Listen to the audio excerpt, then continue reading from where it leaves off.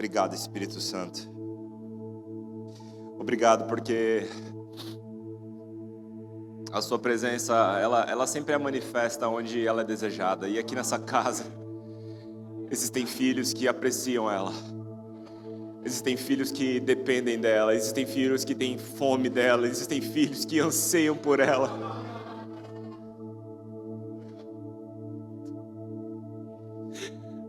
Obrigado, Jesus, por nos permitirmos ser uma família em aperfeiçoamento, nos tornando a cada dia mais parecidos contigo, por nos permitirmos ser uma comunidade de Cristo cheia da palavra e também da vida do Espírito. Senhor, nós nunca abriremos mão da sua presença, nunca colocaremos a organização, a instituição acima de ti. Tu és o centro dessa comunidade. Espírito Santo de Deus, você tem liberdade, você é a autoridade máxima nesse culto.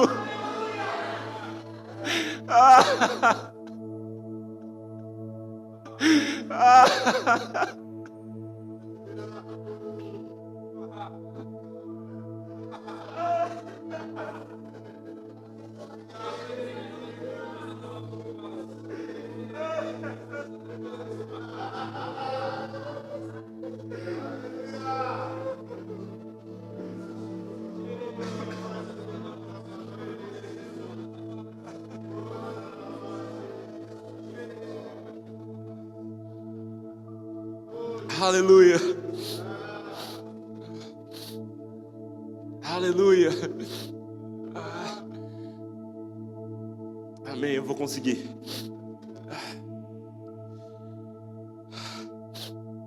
Deixa eu pegar por gentileza algo para eu poder sacar aqui. Desculpa, irmãos. A gente vai entrar. Você já está dentro comigo? Desse rio que está fluindo aqui?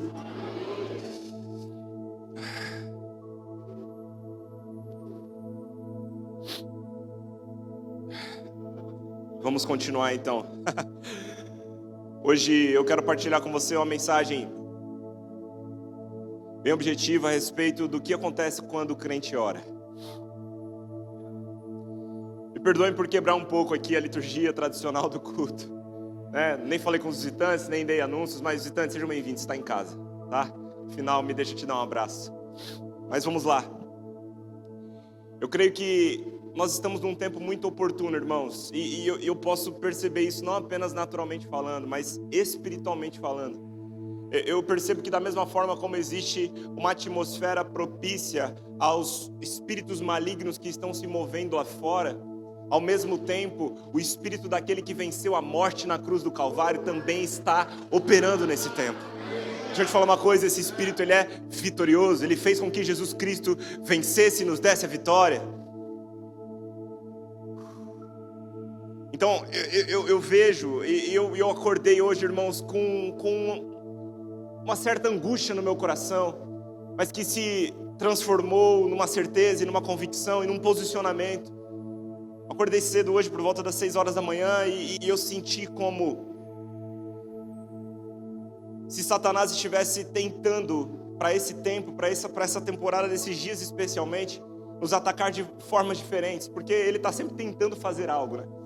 Só que ele fica só na tentativa diante daqueles que sabem a posição que estão em Cristo Jesus. E eu percebo a igreja do Senhor, especialmente nesse tempo, mas também para essa estação da era da igreja até a volta de Jesus, como ela de fato é e foi declarada por Cristo Jesus.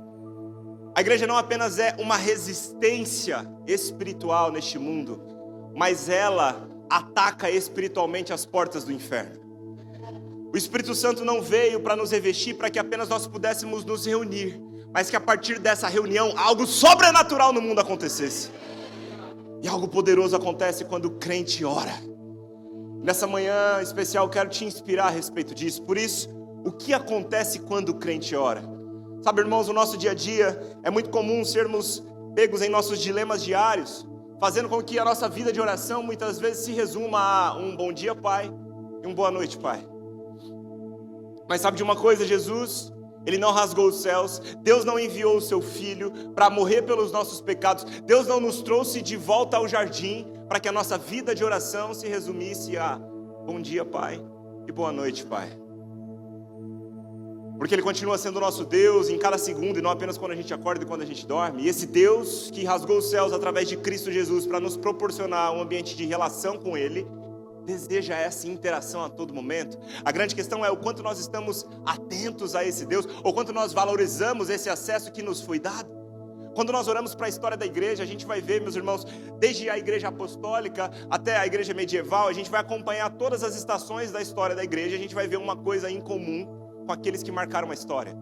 Foram homens e mulheres de oração. Eu digo isso para mim porque eu sei que eu preciso aprender e me dedicar a orar mais. Eu não sei se talvez essa mensagem seja só para mim nessa manhã, mas eu acredito que não. Porque quando nós compreendemos que existe um Deus infinito em sabedoria, infinito em poder, infinito em presença, que escolheu se relacionar com homens finitos, com homens limitados, ô meu irmão, nós precisaríamos valorizar isso mais. É ou não é?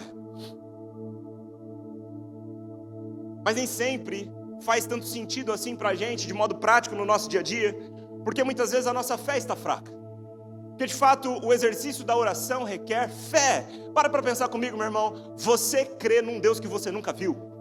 Você crê que esse Deus que você nunca viu enviou um Jesus que você também não viu para morrer pelos seus pecados na cruz do Calvário? Você crê que esse Deus que você não viu enviou um Jesus que você não viu e ressuscitou ele dentre os mortos e você também não viu ele ressurreto? Você também crê que ao voltar aos céus, Jesus ele completa a sua obra e na vinda do Espírito Santo agora um Espírito que você não vê habita em você pela fé em Cristo Jesus? Além disso, você crê que esse Deus que você não viu, que enviou um Jesus que você não viu, que morreu e ressuscitou sem você ver, e enviou um Espírito que você não vê, permite que você agora mesmo abra sua boca e esse Deus que você não vê te escute. E não somente escute, mas te responda. Você já parou para pensar na loucura que é a oração no ponto de vista natural? É inconcebível, naturalmente falando. É por isso que Paulo, falando aos Coríntios, ele fala que as coisas do Espírito são discernidas espiritualmente. Mas sabe, irmãos, enquanto muitas vezes nós não estamos valorizando o que é a oração ou a interação que nós temos com Deus, existem inclusive estudos que têm comprovado ou chegado a essa conclusão. Você sabia disso? Existe, por exemplo, eu vou ler uma matéria para você de um estudo científico da Universidade Duke, lá na Carolina do Norte, nos Estados Unidos. Existem matérias publicadas em várias revistas, em vários sites por aí. E você vai ver que essa matéria diz que confirmaram que a oração pode influenciar a capacidade orgânica de enfrentar doenças. Quando a pessoa ora ou canta músicas religiosas, é fortalecido no lobo frontal, parte do cérebro que ativa o sistema imunológico. E de acordo com o mesmo estudo, a pessoa que tem fé vive 25% mais que descrentes. Além disso, tem mais saúde física, mental, pressão arterial normal e um sistema de defesa orgânica muito mais forte. Ou seja, o envolvimento espiritual reduz o estresse psicológico, diminui a inflamação e a taxa de encurtamento dos telômetros das células. Isso explica que as pessoas mais religiosas vivem mais, em média mais 7 a 14 anos do que as não. Isso é um estudo, tá?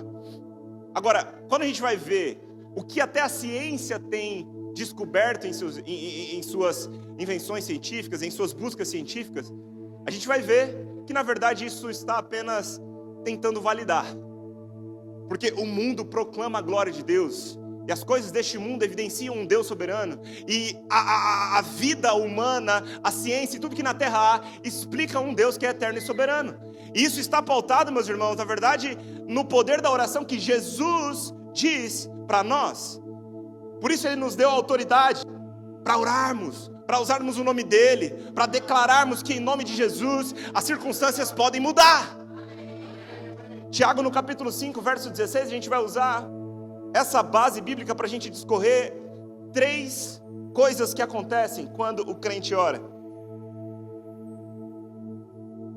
Tiago, no capítulo 5, verso 16, diz: portanto, confessem seus pecados uns aos outros e orem uns pelos outros para serem curados. Agora, repara na parte B do verso.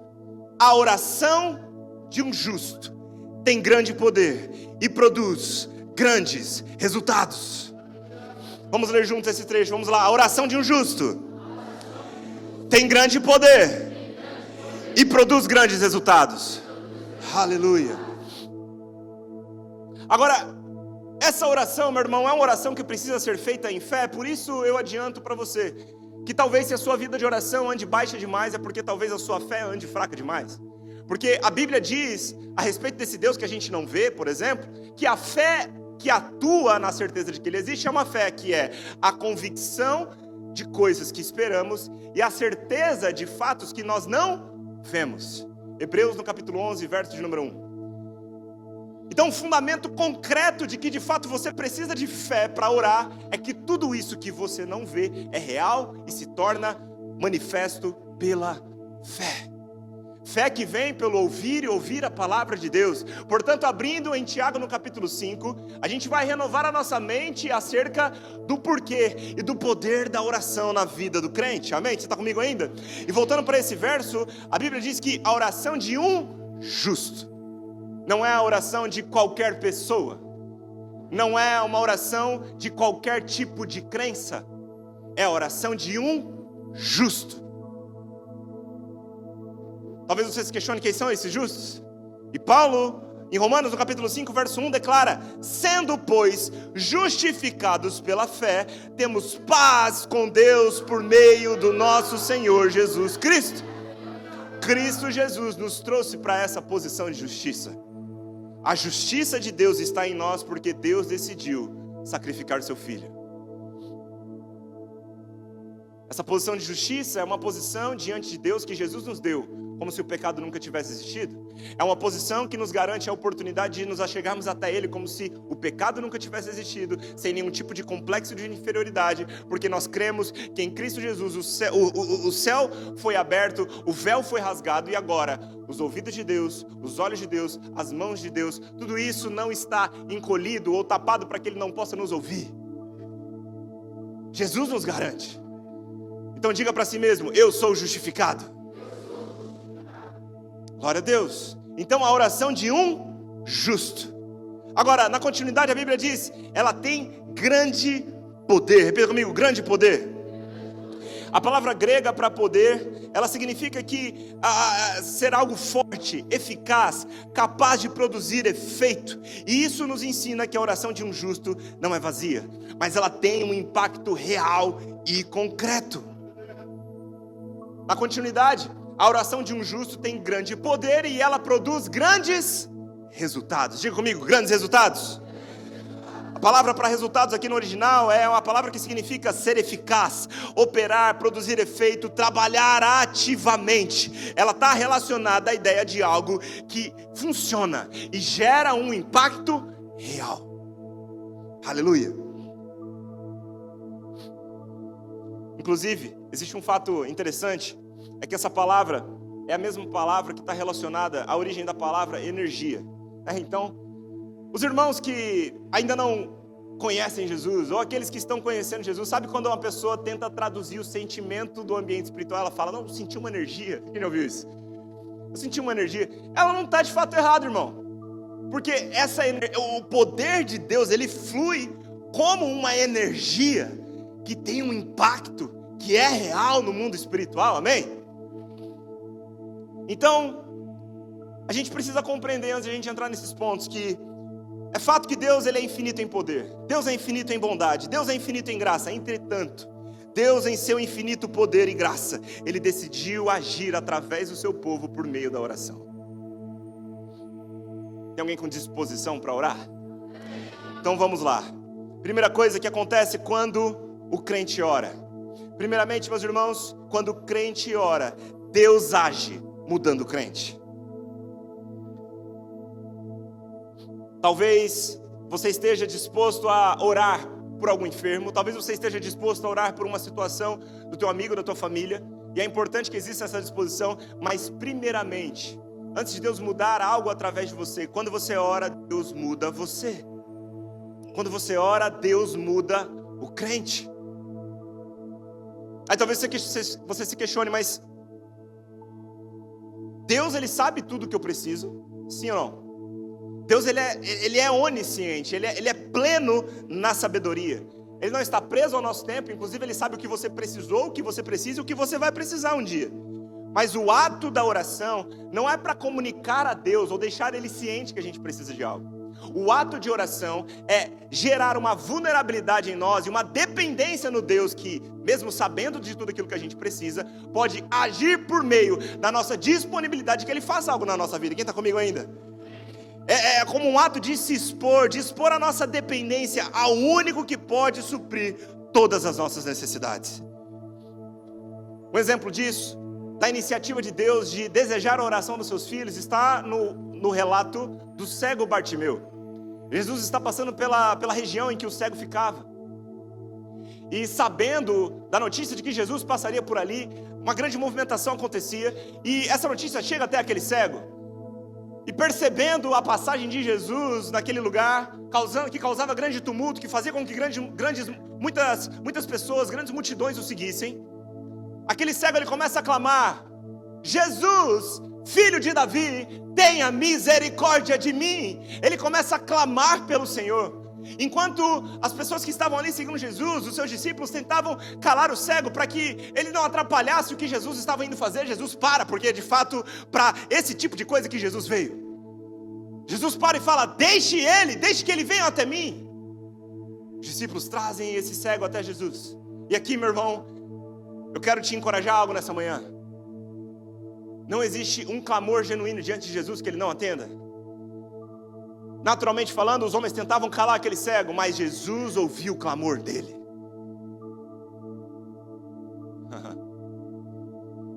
Jesus não está apenas disposto a mudar a rota do caminho dele para chegar até você. Através do seu clamor, Ele veio fazer exatamente o que você precisa. Parecia que Jesus passaria e aquele cego estaria desapercebido para ele. Não há um clamor diante de Jesus que Ele venha a recusar. Mas é interessante perceber que quando Jesus chega diante desse cego, Ele diz: o que é que você quer?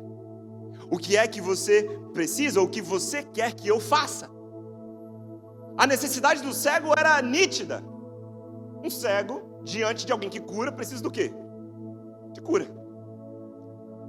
Era nítido que a necessidade do cego era voltar a enxergar. Mas Jesus, Ele é intencional em perguntar: o que você quer que eu faça? Em outras palavras, Jesus está gerando naquele homem uma dependência, provocando nele uma vulnerabilidade, uma abertura, uma exposição ao Deus que poderia fazer ele voltar a enxergar. Quem está comigo ainda? Glória a Deus. E é nesse lugar que o Senhor deseja nos encontrar. Sabe, a oração é muito mais do que um ato litúrgico para nós, que cabe dentro de um momento de culto, cabe dentro de um momento que a gente se reúne, mas não cabe para a nossa vida como uma prática diária. A oração é uma interação relacional com o Deus que nos criou, com o Pai que tem um sonho para nós e que nos formou desde antes de nós estarmos no ventre materno. Essa interação é um bem tão precioso. É um bem que precisa ser valorizado por nós. Então, quando Deus Ele nos permite a prática da oração, nós precisamos também compreender que a oração ela faz muito mais do que suprir o que nós precisamos. Ela nos faz também mais parecidos com Jesus. Quando nós entramos no lugar de oração, a gente precisa entrar aberto a talvez renunciar aos nossos pedidos, sabia? Deus nos orienta por meio da sua palavra que peçamos a Ele aquilo que precisamos. Isso é bíblico, amém? Mas muitas vezes, ao entrar genuinamente na presença de Deus, você vai ver os seus pedidos sendo trocados. Porque quando você entra na presença de um Deus todo-poderoso, que é infinito em bondade, em graça, em sabedoria, o seu coração começa a ser transformado nessa relação e interação. E você entra pensando que precisa de A, e durante essa conversa você compreende que na verdade você precisa de B. Porque nesse lugar da presença, nós somos completos. nós encontramos um contentamento que coisa alguma que Deus pudesse nos dar, nos satisfaria da mesma forma. Porque a verdade é que Ele já nos deu algo que nos satisfaz completamente. Então nada que Deus possa dar para você hoje, através da oração, e é bíblico que você peça. Deus, Ele tem prazer em conceder o desejo do coração dos seus filhos. Mas nada que você peça para Deus hoje será superior àquilo que Ele já te deu. Seu filho, perdão pelos pecados, presença dEle. Meu irmão, aquilo que Deus nos deu foi tão bom, é tão maravilhoso, que teve que vir do céu. Não tem presente nessa terra, não tem ouro e nem prata que se compare a isso. Quando Ele escolheu nos presentear, Ele falou: eu vou ter que mandar daqui, porque lá não tem. A presença do Espírito Santo em nós. Aleluia. É por isso então que, no encorajamento dessa interação relacional, Paulo fala aos Efésios, no capítulo 5, verso 18: não se embriaguem com vinho, pois ele os levará ao descontrole. Em vez disso, sejam cheios do Espírito Santo. Outras versões: enchei-vos do Espírito Santo. No original, essa palavra no grego, ela indica uma ação contínua e progressiva. Ou seja, não é algo único e pontual, mas um estilo de vida diário. Quando nós oramos, o coração de Deus é gerado em nós, e nós precisamos compreender o que Deus quer fazer através de nós nessa terra, quando nós compreendemos o coração dEle. Então, eu quero fazer um encorajamento para você. Antes de você entrar num lugar de oração, eu quero te encorajar a estar pronto para levar os seus pedidos, mas também pronto para fazer um questionamento para si mesmo.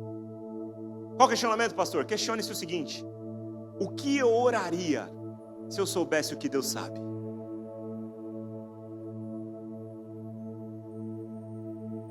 Assim, você vai estar disposto não apenas a clamar ao Senhor por aquilo que você precisa, não apenas disposto a se colocar num lugar de vulnerabilidade para receber dEle aquilo que Ele está pronto para te oferecer, mas também pronto para que Ele transforme o seu coração, para que Ele troque os seus desejos, para que você seja o que Ele te chamou para ser aqui nessa terra, um canal celestial na terra. O papel da intercessão é um papel de alguém que está entre as seções dos céus e terra. É alguém que, se colocando nesse lugar de intercessões, traz o céu para a terra. Mas você não vai trazer o céu para a terra se você não souber o que se passa no coração de Deus. Corremos o risco, de tal forma, de entrar num lugar apenas com pedidos egoístas, com meros desejos que giram em torno de nós mesmos. Mas Deus não nos proporcionou esse lugar de interação apenas para isso. Pelo contrário, Deus está impactando o mundo através da sua igreja. Deus escolheu a igreja de Jesus Cristo como instrumento para levar e proclamar a salvação que há por meio de Cristo Jesus. Aleluia! E para fazer isso, meu irmão, a gente precisa estar com o coração dele. A gente precisa estar alinhado com a interação de Deus. Amém? Glória a Deus. Muito bem. Então, número 1, quando o crente ora, Deus age, mudando o crente. Número 2, quando o crente ora, Deus age, transformando realidades. Quando então você desfruta desse lugar de interação, quando você desfruta desse lugar da presença de Deus, e cara, isso precisa ser algo natural pra gente. Sabe, esses dias eu estava no carro e eu tive o momento mais de maior mover na minha vida esse ano em oração foi no carro. Eu estava sozinho no carro esses dias, dirigindo, e eu comecei a orar em línguas. A presença de Deus, ela começou a se manifestar de forma tão gloriosa. Eu comecei a chorar, eu comecei a cantar, eu fiquei... Meu irmão, fogo desceu no carro, sozinho, indo de um compromisso para o outro.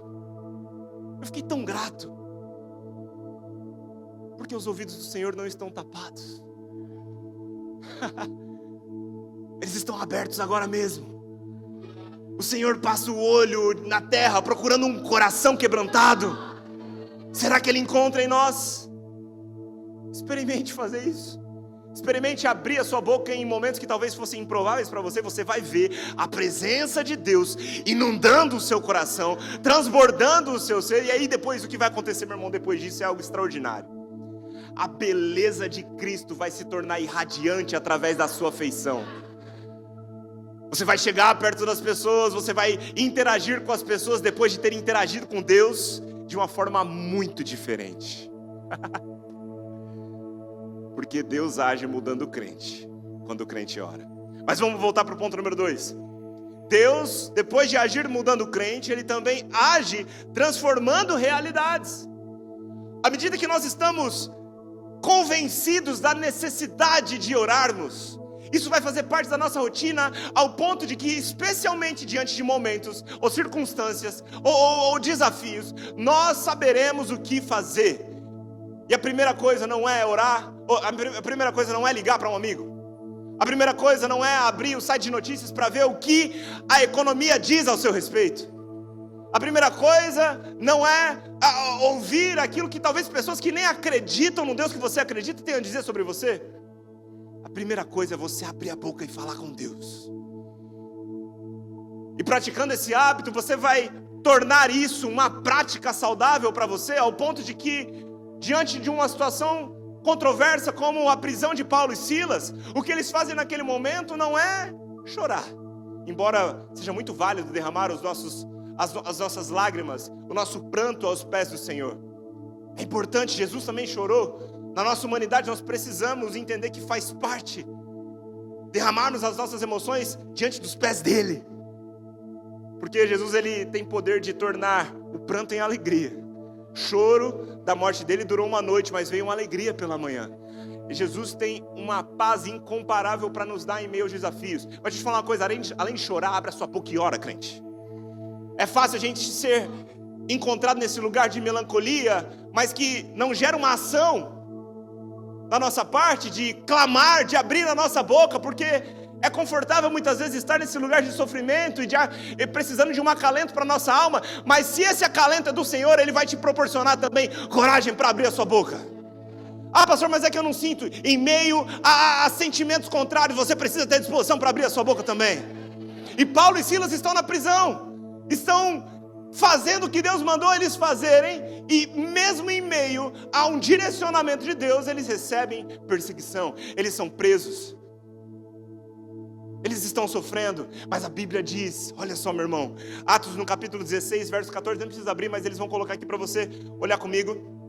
Atos 16, verso 25, a Bíblia diz: por volta de meia-noite, Paulo e Silas oravam, diga comigo, oravam e cantavam hinos a Deus, e os outros presos ouviam. De repente houve um forte terremoto, e até os alicerces da prisão foram sacudidos. No mesmo instante todas as portas se abriram, e as correntes de todos os presos se soltaram. Quando o carcereiro acordou, viu as portas da prisão escancaradas. Imaginando que os prisioneiros haviam escapado, puxou a espada para se matar. Paulo, porém, gritou: não se mate, estamos todos aqui.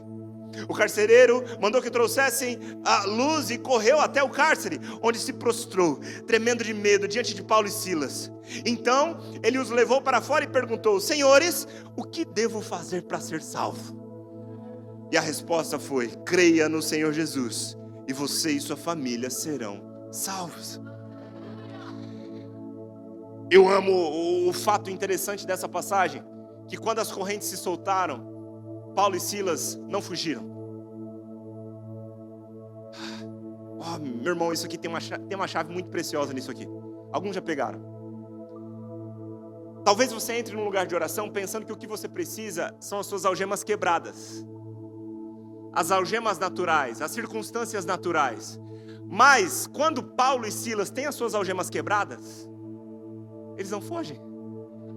Porque a verdade é que aquilo que eles precisavam, eles já tinham. E não era uma liberdade natural, era uma liberdade espiritual. No mundo natural eles podiam continuar presos, mas espiritualmente falando eles eram livres. Eles estavam libertos em Cristo Jesus. Por isso, podiam prender os seus braços, mas se as bocas deles estivessem livres para adorar, estivessem livres para orar, eles fariam aquilo para dar glória a Deus, para louvar ao Senhor em meio às circunstâncias, para dar graças a Deus mesmo em meio às adversidades. Aleluia.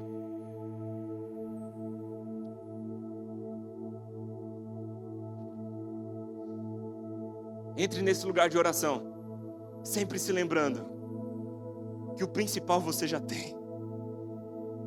Mas você vai ver também Deus fazer milagres a partir da sua oração, transformar realidades. A Bíblia não diria que a oração do justo tem grande poder e pode muito em seus efeitos, ou seja, gera grandes resultados à toa. Deus nos deu essa dádiva, porque quando a gente ora, algo acontece. Naquele meio foi uma oportunidade para que o carcereiro se convertesse, foi uma oportunidade para que pessoas se quebrantassem diante do poder de Deus. E quando Jesus caminhava entre nós, Ele operou grandes milagres, e os milagres foram oportunidades para que pessoas que não criam, passassem então a ter o seu coração aberto para ouvir daquele Deus que fez um grande milagre acontecer. Quem está comigo ainda? Olha só um outro exemplo para você. Paulo, Atos no capítulo 3, verso 12, Pedro, ele está indo com João para o templo, e chegando na porta chamada Formosa, você sabe o que acontece ali? Você sabe que um coxo, que estava ali há muito tempo, ele estava há anos naquela mesma posição, estava há anos ali naquele lugar, naquela condição. Ele pede dinheiro para Pedro e João, e a resposta deles é: eu não tenho ouro, eu não tenho prata, mas o que eu tenho eu te dou. Em nome de Jesus Cristo Nazareno, levante-se e ande. Um milagre acontece. Diante de uma situação desastrosa, diante de uma situação de caos na vida daquele homem. Deixa eu te falar uma coisa. Se você deseja oportunidades para crescer em fé, esteja pronto para grandes tempestades. Porque situações controversas são matéria-prima na mão de Deus para fazer grandes milagres acontecerem. Então talvez você esteja pedindo: Senhor, eu quero mais fé para crer nas coisas. Se prepare, porque você vai começar a perceber grandes tempestades se levantando. Talvez os seus olhos espirituais estarão mais atentos para perceber coisas que você não está percebendo ainda hoje. Mas isso também é uma oportunidade para a sua fé entrar em ação.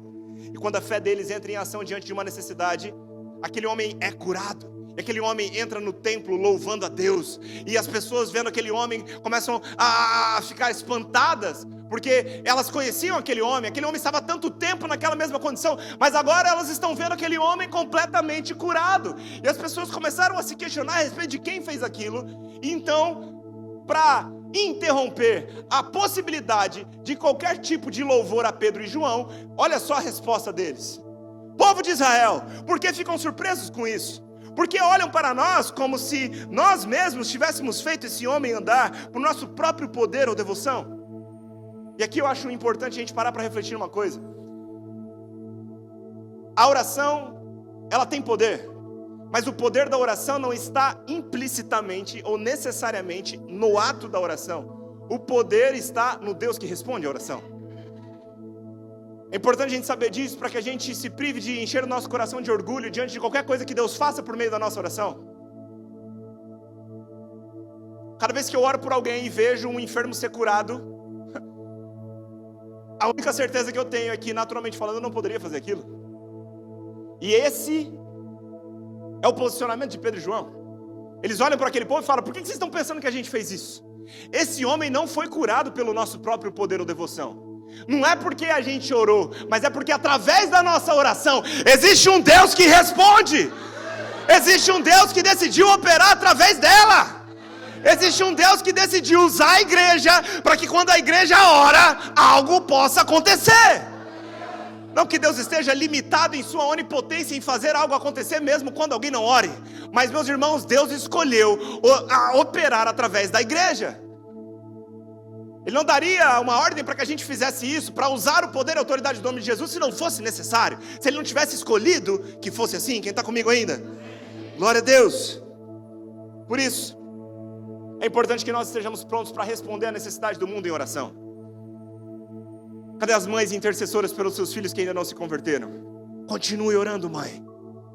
Continue orando pelo seu filho, pelos seus netos. Continue orando pela sua família, você, pai, sacerdote do seu lar. Continue orando. Até quando, pastor? Até você ver acontecer. Prefira morrer crendo do que viver duvidando. A Bíblia diz que a oração pode muito em seus efeitos, então faça. Ore. Ela é a certeza daquilo que não se pode ver. Ela é a convicção de coisas que você espera que aconteça, mesmo que ainda não esteja acontecendo diante dos seus olhos. Continue, persevere em oração. E para isso a gente conecta no ponto número 3, porque quando todos nós estamos nesse lugar de disposição para essa interação pessoal com o Senhor, Deus começa a mudar cada um de nós. Então também nós entramos nesse lugar de disponibilidade para que a partir dessa posição Deus faça algo através de nós. Nós chegamos então coletivamente no ponto número 3. Além de Deus agir mudando o crente, além de Deus agir transformando realidades, Deus ele também age avivando a igreja como resposta ao mundo. Tanto se fala sobre avivamento, e na história da igreja a gente viu muitos avivamentos acontecerem. Mas o avivamento ele é um resultado coletivo de um resultado pessoal, de muitas pessoas buscando a mesma coisa. O avivamento coletivo ele é um resultado de todos nós avivados, buscando um avivamento pessoal em primeiro lugar. E para isso a gente precisa permanecer na disposição de também estarmos coletivamente em unidade, juntos em oração. Quando Jesus fala para os discípulos permanecerem em Jerusalém até serem revestidos do poder do alto, então depois eles poderiam ser suas testemunhas em Jerusalém, Judéia, toda Samaria, até os confins da terra. O que acontece? Jesus fala isso para muitos. Jesus apareceu para cerca de 500 depois que ele ressurge dos mortos. A Bíblia relata em Atos do capítulo 1, verso 14, que 120 permaneceram em oração. Eu não sei onde estavam os outros 380, mas eu sei que 120 estavam lá. E a Bíblia diz em Atos no capítulo 1, verso 14, que eles permaneceram unidos em oração, com um só propósito. E o que acontece em Atos no capítulo 2 é uma consequência da promessa de Cristo Jesus, mas também uma resposta à obediência daqueles homens que fizeram o que Jesus falou para eles fazerem. O mesmo Deus que falou para nós em Hebreus no capítulo 10, 25, não deixarmos de nos reunir como igreja, falou para que eles permanecessem. E a resposta para aqueles 120 homens que permaneceram em oração foi a vinda do Espírito Santo. Atos no capítulo 2, a Bíblia diz que de repente veio do céu um vendaval, um vento, como um vento impetuoso. O Espírito Santo desce sobre aquela casa, enche eles com o Espírito Santo. A partir dali a era da igreja é inaugurada, os discípulos vão por todo mundo e começam a operar os mesmos sinais que Jesus operou. Um grande avivamento acontece, na primeira pregação 3.000 pessoas se convertem, a igreja começa a crescer, mas é um resultado de um avivamento coletivo, que originou-se da permanência e da perseverança em oração. Muita gente quer viver Atos 2, mas não está disposto a viver Atos 1,14. Sabe, irmãos, a oração não deve ser um momento, uma programação da igreja. Sim, nós estamos reunidos nessa oportunidade de feriado de carnaval para falar intencionalmente sobre oração. Mas que isso seja um impulsionamento para nós vivermos isso na nossa vida pessoal. Amém. E o que você vai ver a partir de uma igreja avivada é uma realidade transformada fora dela. Em todo lugar que houve avivamento, houve transformação social. Houve impacto social, houve transformação do lugar que a igreja de Jesus chegou. Você vê no livro de Atos muitas coisas acontecendo, inclusive os necessitados recebendo ajuda. Você vê as viúvas sendo supridas. Óbvio, existiam critérios para isso, mas você vê a igreja atuando além, indo além, pregando a mensagem de salvação e transformando o mundo ao seu redor. É verdade que muita perseguição se levantou e muita perseguição vai continuar se levantando, mas quando nós estamos posicionados na certeza do Deus que colocou algo no nosso coração, meu irmão, é como se fosse impossível de separar a mensagem de nós, porque nós encarnamos essa mensagem. Não tem como agora a gente não levar ela, porque ela chegou até mim, ela entrou pelos meus ouvidos, ela desceu para o meu coração, eu passei a crer nela e agir à altura dela, e Deus me avivou com o seu Espírito para fazer o que Ele me chamou a fazer. Então, quando o crente ora, e quando muitos crentes permanecem em oração, Deus aviva a igreja como resposta ao mundo. Nós somos a resposta que o mundo precisa. Nós carregamos a resposta que o mundo precisa. Então Deus, Ele vai mudar você, Ele vai mudar realidades através de você, Ele vai mudar o mundo através da igreja. Ele vai permitir que a igreja vá pelo mundo todo e faça o que Ele falou para fazer, pregando o Evangelho, impondo as mãos sobre os enfermos, repreendendo os espíritos malignos, proclamando liberdade aos cativos. Aleluia. Quem está pronto para isso? Você também está pronto para permanecer em oração? Aleluia. Por fim, meus irmãos, eu quero lembrar da sua responsabilidade pessoal como um sacerdote da nova aliança. Isso só pode acontecer se nós cumprirmos aquilo que foi designado a nós como sacerdotes. Jesus, ele fala que, a Bíblia fala que nós somos sacerdócio real, nação santa, povo eleito, propriedade exclusiva de Deus. E esse sacerdócio real, ele faz uma referência ao papel sacerdotal da antiga aliança. Na antiga aliança, o sacerdote, o sumo sacerdote, ele desempenhava um papel importante dentro daquele contexto do tabernáculo. Uma das coisas que ele precisava fazer era, inclusive, colocar lenha no altar do sacrifício para que a chama permanecesse acesa. Mas a chama permanecia acesa se ele cumprisse o seu papel de colocar lenha. Como sacerdotes da nova aliança, nunca pode nos faltar empenho para colocar lenha. Isto é, a nossa intencionalidade de buscar o Senhor. A chama não vai faltar quando houver da nossa parte disponibilidade para colocar lenha no altar. Você pode pedir que alguém ore para você e Deus, ele pode intervir em circunstâncias necessárias na sua vida. É bíblico que a gente ore uns pelos outros. No texto que nós lemos em Tiago, a Bíblia fala, confessem seus pecados uns aos outros e orem uns pelos outros para que eles sejam curados. A gente faz isso como igreja. Mas sabe, meu irmão, não dependa da oração do outro sempre. Você vai ter quando você precisa. É para isso que nós somos igreja também. Mas se você está dependendo sempre da oração de alguém para ver Deus agindo na sua vida, meu irmão, você está vivendo aquém do que Deus te deu a possibilidade de viver. Está na hora de você abrir a sua boca e começar a clamar por intervenções que você está desejando ver. Está na hora de você abrir a sua boca e repreender Satanás nos ataques que ele tem tentado te causar, para te esfriar, para te afastar. Está na hora de você abrir a sua boca e começar a declarar a realidade que você quer ver na sua casa. Está na hora de você começar a declarar contra as potestades que estão tentando frear o seu avanço. Está na hora de você começar a declarar, a impor a mão sobre a sua esposa, a impor a mão sobre os seus filhos, a orar dentro da sua casa, a montar a mesa de Cristo no seu lar. Aleluia. Hoje eu me peguei nisso, irmão. Eu vou ser vulnerável com você. A gente acordou de manhã para vir para cá. Eu estava pronto, estava animado. Minha esposa não estava tão bem. E ela falou, eu não sei o que está acontecendo. Ela falou, e eu falei, bom, você tem que tentar identificar, é espiritual?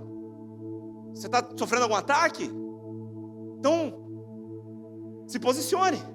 Falei para ela. Ela falou, amém, mas você pode orar por mim? Meu irmão, na minha casa, na cozinha da minha casa, eu impus as mãos na cabeça daquela mulher e comecei a orar por ela. Por que a minha oração serve na igreja e não serve na minha casa? Não faz sentido nenhum.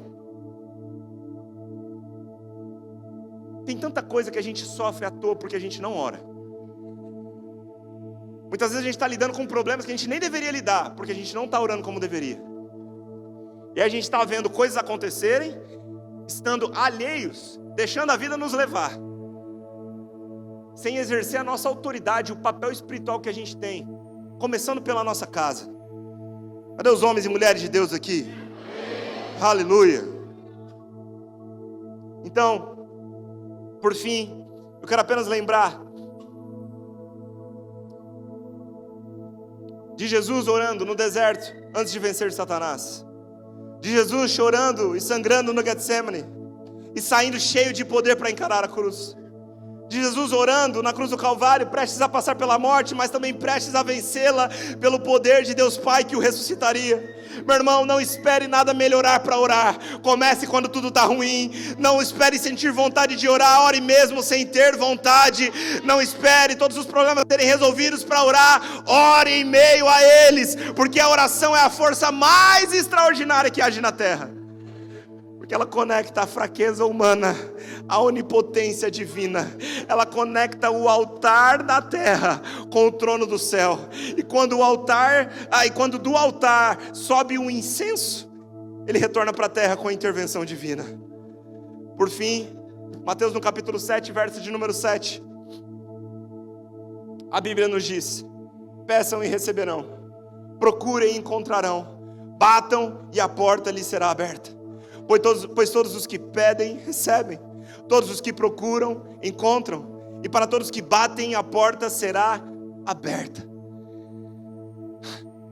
Eu me lembro de alguns testemunhos que eu já ouvi na minha vida, alguns de amigos mais próximos, outros de pessoas um pouco mais distantes, mas que relataram para mim.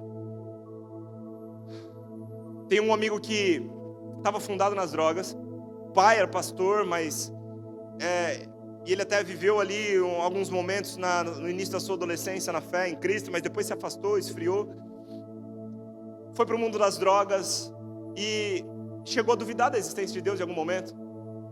Mas ele me conta que num dado momento ele estava no quarto dele, cansado da vida que ele estava levando, fadigado, exausto daquele tipo de vida. Ele foi para a janela do quarto dele, abriu a janela, olhou para os céus e disse: Deus, se você é real, fale comigo agora, me mostre agora.